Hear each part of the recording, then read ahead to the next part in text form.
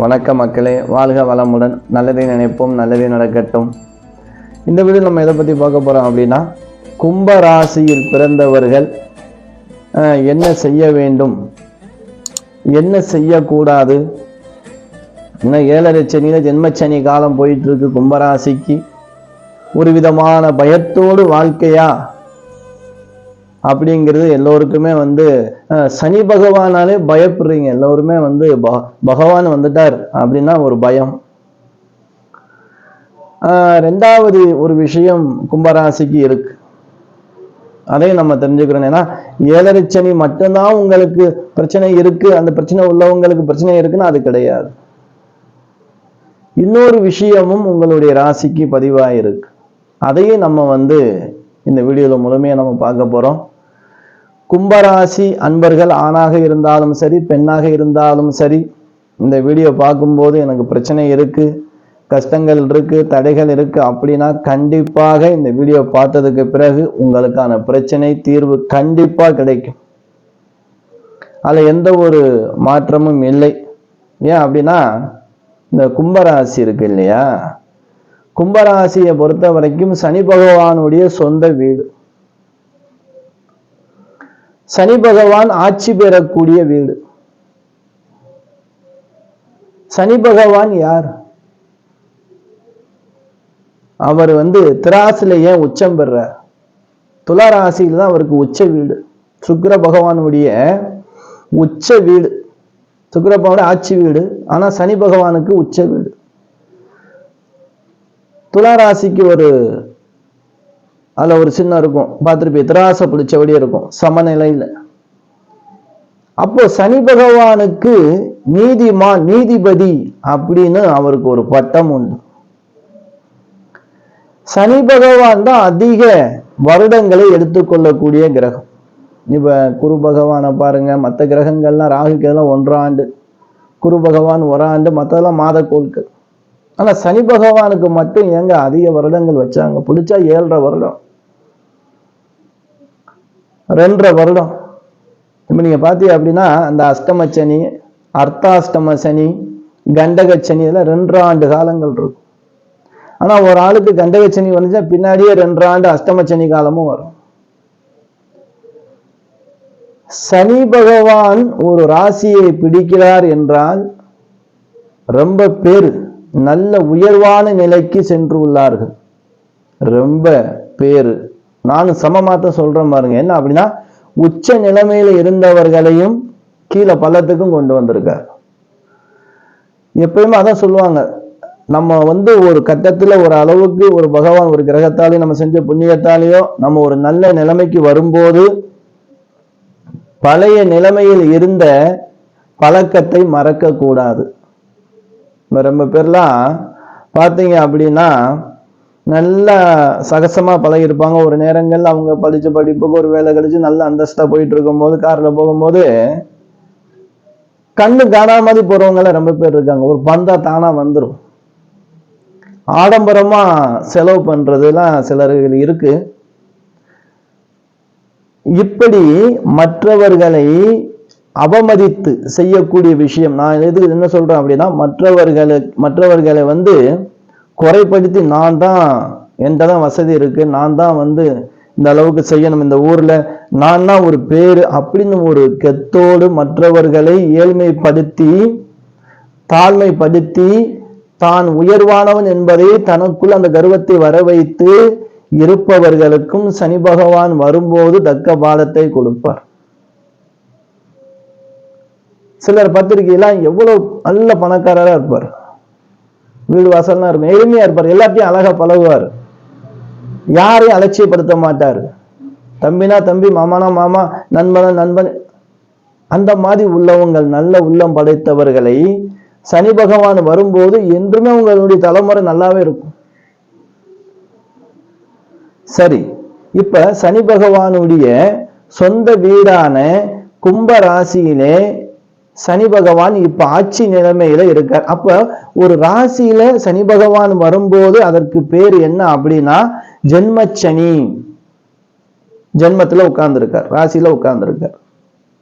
சரி, சொந்த வீட்டுக்கு சூனியம் வைப்பாரா? சனி பகவான் வைப்பாருங்க.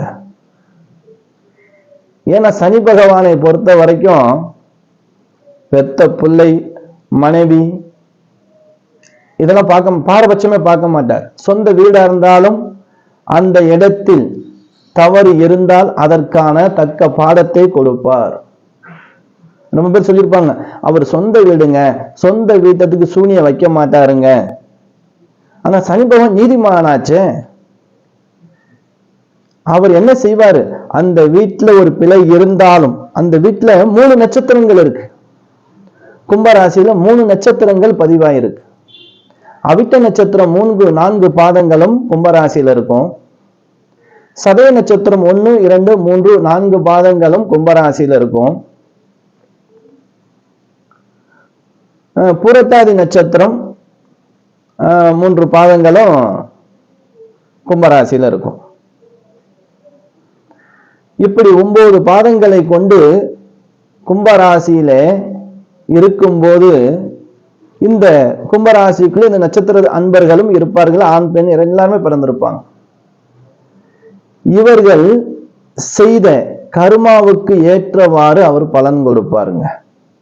சரி, நான் எதுவுமே செய்யலையே, நான் இது வரைக்கும் நல்லதானே செஞ்சுக்கிட்டு வரேன், தர்மம் பண்ணியிருக்கேன், சாப்பாடு கொடுக்குறேன், யாராவது கஷ்டம் சொன்னா எனக்கு, நான் கஷ்டத்துல கூட உங்களுக்கு உதவி இருக்கேன், ஆனா எனக்கு இப்ப ரொம்ப கஷ்டமா இருக்கு, 7.5 சனி ஆரம்பிச்சிருந்து கஷ்டமா இருக்கு அப்படின்னா உங்களுடைய கர்ம பலன் குறைகிறது. எப்படிங்க? உங்களுடைய பாவத்தை தீர்த்து கொண்டு இருக்கிறார். நீங்க நல்ல நிலைமைக்கு வர போறீங்க. சனி பகவான் ஆரம்ப நிலையில் கஷ்டத்தை கொடுத்தால் அவர் அந்த இடத்தை விட்டு செல்லும் போது மிகப்பெரிய அசையா சொத்துன்னு சொல்லுவாங்க. எப்பயுமே உங்களை கீழே கொண்டே வர முடியாது எந்த கிரகத்தாலையும். ஏன்னா சனி கொடுக்க யார் தடுப்பார்? ஆனா சனி கெடுக்கவும் யாரும் தடுக்க முடியாது, கொடுக்கறதையும் யாரும் தடுக்க முடியாது. அது போல இருக்கக்கூடிய அந்த பகவான் கண்டிப்பாக நீங்க நல்ல உள்ளம் படைத்து நல்லது செஞ்சு, உங்களுக்கு சனி பகவான் வரும் நேரங்களே சோதனை காலமாக இருந்தால் மிகப்பெரிய நன்மையை சந்திக்க போறீங்க அப்படிங்கறத நீங்க மனசுல பதிவு பண்ணிக்கிறீங்க. அந்த தர்மத்தையும் நீங்க செஞ்ச புண்ணியத்தையும் விடாதீங்க. நான் அவளை செய்யறேன்னு எங்கே சொல்லாது. நீங்க செய்ய வேண்டிய பணியை நீங்க செஞ்சுக்கிட்டே இருங்க. கண்டிப்பாக பகவான் உங்களுக்கு நல்லதை செய்வார். சரி, இப்போ கும்பராசி அன்பர்கள், சனி பகவானால மிகப்பெரிய பாதிப்புகள் உங்க கர்மாவை பொறுத்து அவர் கொடுப்பார். சும்மாலாம் அவர் கொடுக்க மாட்டார், தடை பண்ண மாட்டார், யாரையும் கெடுக்க மாட்டார். இருக்கக்கூடிய 9 கிரகங்களும் மிகப்பெரிய நல்ல உள்ளம் படைத்த கிரகம், நல்ல கிரகம் சனி பகவான். அவர் மனதிலே இடம் பிடித்து விட்டால் குடும்பத்தில் இருக்கக்கூடிய அனைத்து சஞ்சலங்களும் பிரச்சனைகளும் தீர்ந்து விடுங்க. சரி, பிரச்சனை அப்ப எங்கதாங்க இருக்கு எங்களுக்கு? அதான் 2ஆம் இடம் என்று சொல்லக்கூடிய மீன ராசியிலே ராகு பகவான் இப்பொழுது சஞ்சாரம் செய்து கொண்டிருக்கிறார். 8ஆம் இடம் என்று சொல்லக்கூடிய உங்கள் வீட்டுல இந்த கன்னி ராசியிலே கேது பகவான் அமர்ந்திருக்கார். சர்ப்ப கிரகத்தை பொறுத்த வரைக்கும் அதனுடைய குணத்தை காட்டியே தீரும். பாம்புல பேர் நல்ல பாம்பு தாங்க. நல்ல பாம்பு புடிச்சா கடிக்காதா? கடிச்சிரும். பாம்புக்கு பேர் நல்ல பாம்புன்னு வச்சிருக்காங்களே தவிர, ஆனா அது உடம்பில் விஷம் உண்டு, அதுக்கு சீரும் குணமும் உண்டு. நல்லவன் கெட்டவன் யாரையும் பார்க்காது, கொத்திடும். அப்படிப்பட்ட இந்த ராகு கேதை நீங்கள் சரி செய்ய வேண்டும். அததான் எப்படி? இப்ப இந்த ராகு கேது உங்களுக்கு என்ன செய்யும், இதெல்லாம் இருக்கான்னு பாருங்க. முதல்ல இது இருந்துச்சுன்னா அப்ப உங்களுக்கு ஒரு முடிவு வரும், தெளிவு கிடைக்கும் இல்லையா? 2ஆம் இடத்திலே உங்களுக்கு ராகு பகவான் தனம், வாக்கு, குடும்பஸ்தானத்துல. உங்க குடும்பங்கிற வண்டி, இப்ப புதுசா ஒரு வண்டி வாங்கியிருக்கோம் அப்படின்னா நல்லா ஓடும். இப்போ எந்த நேரத்துல அந்த வண்டி பஞ்சர் ஆகும், ஏன்னா டயர் தேஞ்சிருச்சு. இப்போ அந்த அந்த நிலைமை தான் இப்ப இருக்கும். ஒரு பயத்தோடு, ஒரு கஷ்டத்தோடு நம்மளாம் இந்த ஏதாவது சரி பண்ணுவோமே, ஏதாவது சரி கட்டுவோமே, கடன் வாங்க வச்சிருங்க. இதுன்னு பொருள் அடமானம் வைக்கிறதுக்கும் இந்த கிரகநிலை உருவாகும். பணம் கொடுத்த பணம் வராது. எங்க சீட்டு பணம் போட்டு ஏமாத்திட்டு போறதுக்கு அதிக வாய்ப்பு இருக்கு. பணம் தொலைஞ்சு போறது, நகை வச்ச நகை காணாம போறது, படிக்கிற விஷயத்துல கவனக்குறைவு ஏற்படுறது, குடும்பத்துல அடிக்கடி வாக்குவாதங்கள் மறைகிறது. நம்ம ஒரு வாக்கு கொடுத்தோம், முன்னாடி காப்பாற்றுவோம். இப்ப காப்பாற்ற முடியாத நிலைமைகள். இப்ப நான் இந்த நாளைக்கு முடிச்சிடப்பா, இல்ல நாளைக்கு பணம் தந்துடும், எந்த விஷயமா இருந்தாலும் அது கொஞ்சம் பின்னோக்கி போகும். நமக்கு ஒரு விதமான தொந்தரவை கொடுக்கும். அப்போ கொடுக்கல் வாங்கல் விஷயத்துல மிக மிக மிக கவனமாக இருக்க வேண்டும். பண விஷயத்துல ரொம்ப கவனமாக இருக்கணும். விரயம் அதிகமா இருக்கும். பணம் வரும், சம்பளம் வாங்குற மாதிரி தான் இருக்கும். அது எப்படி செலவாகுது அப்படிங்கிறது நீங்க யோசனை பண்ணிட்டே இருக்க தோணும். மாச கடைசியில கையை பிடிக்காது. சம்பளம் வாங்கி 10 நாள் ஒரு வாரத்துல கையை பிடிச்சிரும். அதுவே உங்களுக்கு மிகப்பெரிய மனபாரமாக இருக்கும். இது தீர வேண்டும் என்றால் அருகாமையில் இருக்கக்கூடிய துர்க்கை அம்மன் இல்ல அம்மன் கோவிலுக்கு ராவு காலத்துல சென்று, இப்ப நீங்க வேலைக்கு போறீங்கன்னா உங்க வீட்டுல இருக்கிறவங்களை கூட பெரியவங்க யாரா இருந்தாலும் சரி, ராவு காலத்துல போய் ஒரு 9 நெய் தீபம் விளக்கு ஏத்தி, ராகு பகவானுக்கும் ஒரு 2, எப்படியா நவக்கிரகத்துல ராகு பகவான் இருக்கார், அவருக்கு ஒரு 2 நெய் தீபம் ஏத்தி நல்லெண்ணெய் தீபம் ஏத்திட்டு துர்க்கை அம்மனுக்கு இல்ல அம்பாளுக்காவது தாளம்பு குங்குமம் வாங்கி அர்ச்சனை பண்ணிவாங்க. அந்த குங்குமத்தை நீங்க வந்து ஒரு 2 வாரத்துக்கு ஒரு முறை கூட இது மாதிரி ராகு காலத்துல நீங்க பண்ணிக்கலாம். வெள்ளிக்கிழமைகள், ஞாயிற்றுக்கிழமை, செவ்வாய்க்கிழமை எப்ப ராகு காலத்துல கோயில் இருக்கோ அப்ப நீங்க அதை பயன்படுத்திக்கிறீங்க. அந்த குங்குமத்தை இரவு நேரத்தில் தூங்கும் போது வச்சுக்கிறோங்க. பெரும்பாலும் இப்ப வெளியில ஸ்டைலா இருக்குன்னா யாரும் வச்சுட்டு போன, கண்டிப்பா குங்குமம் இருக்கணும். பெண்கள் நெத்தியில, ஆண்கள் நெத்தியில திருநீர் குங்குமம் சந்தனமா இருக்கணும். அப்படி பாக்குறவங்க பைத்தியம் மேல வேலை பார்க்கணும், யாரும் குங்குமம் வைக்கிறது கிடையாது, பூவும் வைக்கிறது கிடையாது இல்லையா? இரவு நேரத்துல தூங்கும் போதாவது நீங்க குங்குமம் வச்சுக்கிட்டு தூங்குங்க. அப்ப அந்த ராகு பகவான் என்ன செய்வார்? கண்ட்ரோல். உங்களுக்கு அந்த பலன் கம்மியாகும். சரி, 8ஆம் இடத்துல கேது இருக்கார். இவர் என்ன செய்வார் அப்படின்னா, இந்த கழுத்து பக்கம், முதுகு தண்டு, உடலுக்குள்ள சிறு சிறு உபதைகளை கொடுப்பார். 8ஆம் இடங்கிறது என்ன அப்படின்னா மறைமுகமான ஸ்தானம். உடலை கொஞ்சம் கவனமா பார்த்துக்கிறணும். நல்ல உடற்பயிற்சி கண்டிப்பா அவசியம் இந்த நேரங்கள்ல. ஏன்னா 2026 ராகு பயிற்சி வரைக்கும் கொஞ்சம் கவனமா இருந்துக்கிறங்க.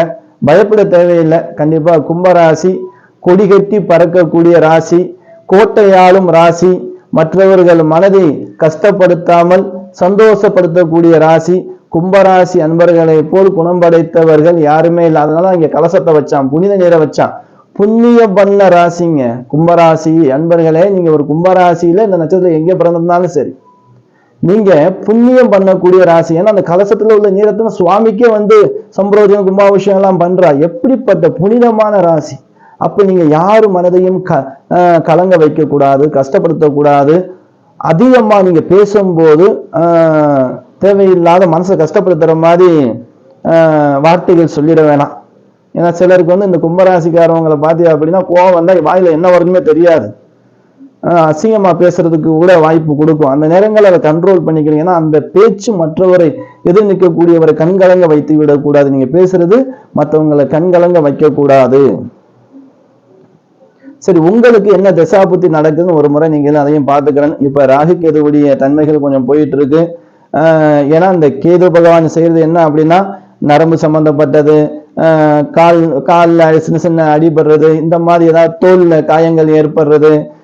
சனி பகவான் ஜென்மத்தில் இருந்தா கொஞ்சம் மந்த நிலை இருக்கத்தான் செய்யும். அதை கண்டு பயப்பட வேண்டாம்.